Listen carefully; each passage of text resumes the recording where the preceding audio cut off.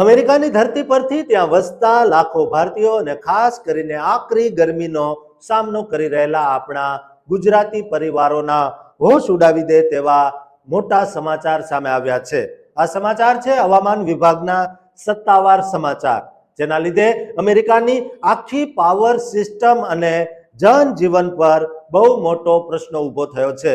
પૂર્વીય અને મધ્ય અમેરિકામાં અચાનક ત્રાટકેલી તીવ્ર અને ઘાતકી હીટ વેવ એટલે કે ગરમીની ભયાનક લહેરના કારણે પૂરા દેશમાં એસીનો વપરાશ સતત વધી રહ્યો છે અને વીજળીની માંગ ઓલ ટાઈમ હાઈ એટલે કે ઐતિહાસિક રેકોર્ડ સ્તરે પહોંચી ગઈ છે. આ કુદરતી કટોકટીનો અસલી ડેટા એટલો ભયાનક છે કે દેશના અંદાજે 160 મિલિયન એટલે કે 16 કરોડ જેટલા અમેરિકનો, જે દેશની કુલ વસ્તીના લગભગ અડધા થાય છે, તેઓ હાલમાં મેજર અથવા એક્સ્ટ્રીમ હીટ વોર્નિંગના કઠોર સરકારી સકંજા હેઠળ આવી ગયા છે.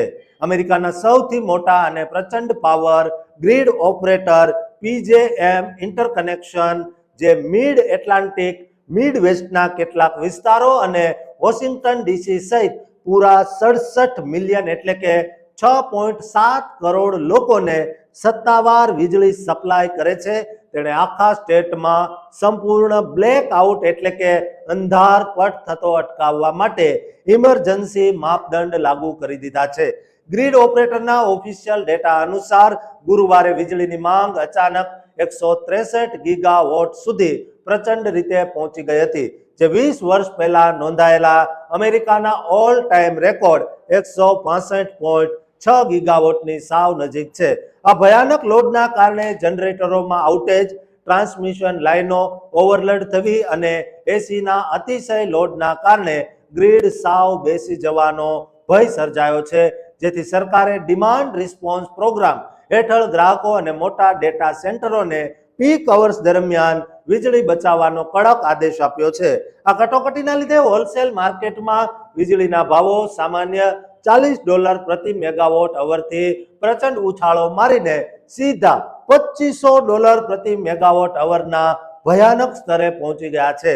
ન્યુયોર્કમાં પણ કોન એડિશન કંપનીએ પાવર આઉટેજ સુધારવાની સાથે લોકોને વીજળી બચાવવાની આજીજી કરી છે અને સ્થિતિ એટલી ગંભીર છે કે યુએસ ડિપાર્ટમેન્ટ ઓફ એનર્જીએ પર્યાવરણીય નિયમોમાં મોટી છૂટછાટો આપીને પાવર પ્લાન્ટ્સને તેની ક્ષમતા કરતા વધુ કાર્યરત કરવાનો સત્તાવાર ઇમરજન્સી ઓર્ડર જાહેર કરવો પડ્યો છે.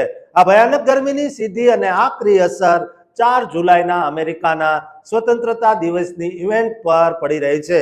વોશિંગ્ટન ડીસીમાં આવેલા નેશનલ મોલ પર ગરમીના લીધે હીટ સ્ટ્રોક અને બીમારીઓ વધતા તમામ કાર્યક્રમો અસ્થાયી રૂપે રોકી દેવાયા છે અને પ્રખ્યાત ઇન્ડિપેન્ડન્સ પરેડ સત્તાવાર રદ કરી દેવાય છે. ન્યુયોર્ક સિટીમાં હીટ ઇન્ડેક્સ 100 ડિગ્રી ફેરનહીટ વટાવી જતા સરકારે કુલિંગ સેન્ટરો અને પબ્લિક સ્વિમિંગ પુલોનો સમય વધારી દીધો છે. નેશનલ વેધર સર્વિસના ઓફિશિયલ રિપોર્ટ અનુસાર આ રેકોર્ડ તોડ તાપમાનના લીધે રેલવે, એરલાઇન્સ અને રોડ ટ્રાવેલિંગ પર પણ બહુ જ ભયાનક અસરો થવાની પૂરી સંભાવના છે, જે ચાલુ જુલાઈ 2026ના મહિનામાં અમેરિકાનો અત્યાર સુધીનો સૌથી મોટો હવામાનનો પ્રકોપ સાબિત થયો છે. દોસ્તો, તમે અમેરિકામાં રહો છો અથવા તમારા સંબંધીઓ અમેરિકા રહે છે તો તેમને આ વિડીયો શેર કરજો, કારણ કે હાલ ગરમીમાં તેઓ ભૂંજાઈ ન જાય તે તેમનું ધ્યાન રાખવું ખૂબ જરૂરી છે. દોસ્તો, આ ચેનલને સબસ્ક્રાઇબ કરવાનું પણ ચૂકતા નહીં.